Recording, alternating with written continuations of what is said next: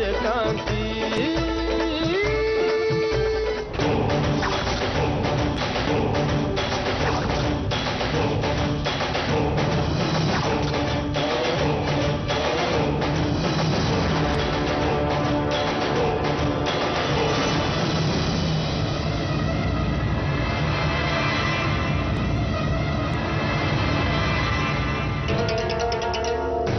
ಎಷ್ಟು ಮುದ್ದ ಕಾಣ್ತಿದ್ಯಮ್ಮ ನೀನು. ಅಮ್ಮ, ಯಾಕೆ ಎಲ್ಲರೂ ಹೀಗೆ ಹೇಳ್ತಿದ್ದೀರಾ? ಇದೇನು ಹೀಗೆ ಕೇಳ್ತಾ ಇದ್ದೆ ಕಾಂತಿ? ಇವತ್ತು ಎಲ್ಲರಿಗಿಂತ ಸುಂದರವಾಗಿ ಕಾಣಬೇಕಾಗಿರೋದು ನೀನು. ಹೌದು, ಗಜಲಕ್ಷ್ಮಿಯಲ್ಲಿ ಎಲ್ಲೂ ಕಾಣಿಸ್ತಿಲ್ಲ. ಗಜಲಕ್ಷ್ಮಿನಾ? ಅವಳಿಗೆ ಎಲ್ಲಿದ್ದಾಳೋ ಏನೋ ಅಮ್ಮ. ಯಾಕಮ್ಮ? ಯಾಕೆ ಗಜಲಕ್ಷ್ಮಿ ಇನ್ನೂ ಬಂದಿಲ್ಲ? ಗಜಲಕ್ಷ್ಮಿ ಬರ್ಬೇಕಿತ್ತ? ಹೋಗಿ ನಿಮ್ಮ ಅಂಕಲ್ನೇ ಕೇಳು. ಎಲ್ಲಿಗ? ನೀನು ತುಂಬಾ ಗ್ರೇಟ್ ಬಿಡು. ಕೆಲ್ಸದೊಳಾಗಿ ಇಲ್ಲಿಗೆ ಬಂದು ಈಗ ಈ ಮನೆಗೆ ಮಹಾರಾಣಿ ಬಿಟ್ಟೆ.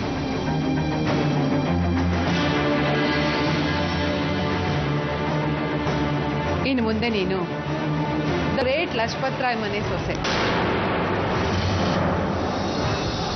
ಬಾಬು ಈ ಮನೆಗೆ ಒಬ್ಬನೇ ಗಂಡು ಮಗ, ನೀನವ್ರ ಧರ್ಮ ಪತ್ನಿ. ನಿಂದು ಒಂಥರ ಲಕ್ಕು ಬಿಡು. ಏನ್ ಹೇಳ್ತಿದ್ದೀರಾ ನೀವು? ನಾನು ಬಾಬು ನಿಜವಾಗ್ಲೂ ನಿಮಗೆ ತಲೆ ಕೇಳು. ಉಂಗ್ರ ತೊಡ್ಸಕ್ ಹೋದಾಗ ಕಾಂತಿಗೆ ಗೊತ್ತಾಗೇ ಆಗುತ್ತೆ. ಆಗ ಅವಳು ಸುಮ್ಮನೆ ಇರ್ತಾಳ? ಉಂಗ್ರ ಕಿತ್ ಬಿಸಿಲಿನೇ ನಾಲ್ಕು ಬಾರಿಸ್ತಾಳೆ. ಎಲ್ರೂ ಮುಂದೆ ನನ್ಗೆ ಅವಮಾನ ಆಗ್ಬೇಕಾ? ಅವಳಿಗೆ ಆಗೋ ಹಾಗಿದ್ರೆ ಇಷ್ಟೊತ್ತಾಗ್ಲೇ ಗೊತ್ತಾಗ್ಬೇಕಿತ್ತಲ್ವಾ? ಆ ಥರ ಎಷ್ಟು ಸಂದರ್ಭಗಳು ಬಂದಿಲ್ಲ ಹೇಳಿ. ಆದರೂ ಅವಳಿಗೆ ಏನೋ ಗೊತ್ತಾಗ್ಲಿಲ್ಲ ಅಂದ್ರೆ ಆ ಭಗವಂತನ ಇಚ್ಛೆನೆ ಬೇರೆ ಏನೋ ಇರಬಹುದು. ಯಾರಿಗ್ ಗೊತ್ತು, ಒಳ್ಳೇದಾಗೋದಿಕ್ಕೆ ಹೀಗೆಲ್ಲ ಆಗ್ತಿದೆಯೇನೋ. ಇದರಿಂದ ಏನು ಒಳ್ಳೇದಾಗುತ್ತೆ ಐಶ್ವರ್ಯ ಅವರೇ? ಕಾಂತಿಗೆ ವಿಷಯ ಗೊತ್ತಾಗುತ್ತೆ, ಅವಳು ಈ ಎಂಗೇಜ್ಮೆಂಟ್ನ ನಿಲ್ಲಿಸ್ತಾಳೆ. ಅಲ್ಲಿಗೆ ಎಲ್ಲ ಮುಗ್ದು ಹೋಗುತ್ತೆ. ಎಲ್ರಿದ್ರು ಅವಮಾನ ಬೇರೆ. ಆ ಅವಮಾನ ಈಗ ಹೇಳಿದ್ರು ಆಗತ್ತೆ. ಅದಕ್ಕಿಂತ ಸುಮ್ಮನೆ ವಾಸಿ. ಸುಮ್ಮನೆ ಇದ್ದು ಅದೇನಾಗ್ಬೇಕು ಅಂತಿದ್ಯೋ ಅದೇ ಆಗತ್ತೆ.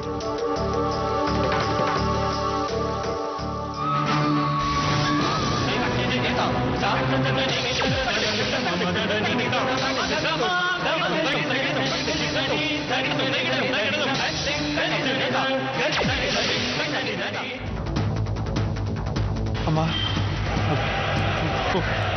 ಪುಷ್ಪಂಗೆ ಏನಾಯ್ತು? ಪುಷ್ಪಂಗ್ ಮದುವೆ ಮಾಡ್ತೀವಿ ಅಂತ ಅಲ್ಲೋಗರ್ನ ಕರ್ಸಿದ್ರು ಸರ್. ಆ ಹುಡುಗ ಬಂದ್ಮೇಲೆ ಅವ್ರನ್ನ ಹೊಡೆದು ಸಾಯಿಸ್ಬಿಟ್ರು ಸರ್. ಏನು, ಹುಡುಗನ್ನ ಸಾಯಿಸ್ಬಿಟ್ರ? ಪುಷ್ಪ ಬಿಟ್ಟು ಮನೆ ಕಡೆಯವರು ಸರ್ ಸಾಯಿಸಿದ್ದು. ಅದಕ್ಕೆ ಪುಷ್ಪ ಆತ್ಮಹತ್ಯೆ ಮಾಡ್ಕೊಂಡ್ಬಿಟ್ರು ಸರ್. ಇನ್ಬೇಕಂದ್ರೆ ಪುಷ್ಪ ಬರ್ತಾಳ ಸರ್.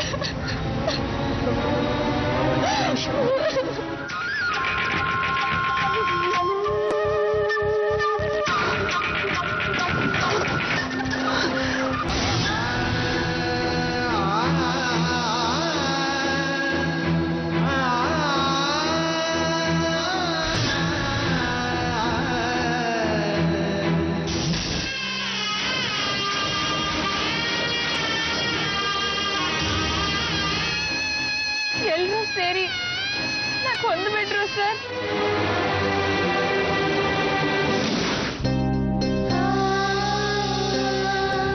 ಯಾರು ನೀವು ನನಗೆ ಗಂಡನಾಗಿರ್ಲಿಲ್ಲ.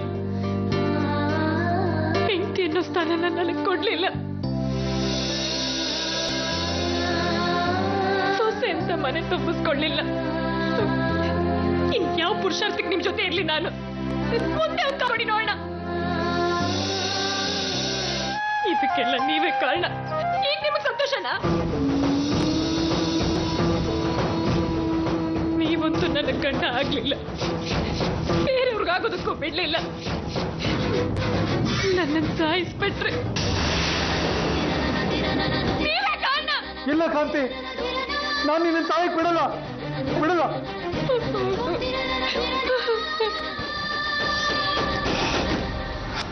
ಇಲ್ಲ, ನಾನು ಕಾಂತಿನ ಸಹಾಯಕ್ಕೆ ಬಿಡಬಾರ್ದು. ಕಾಂತಿನ ಸಹಾಯಕ್ಕೆ ಬಿಡಬಾರ್ದು. ಸೂರ್ಯಕಾಂತಿ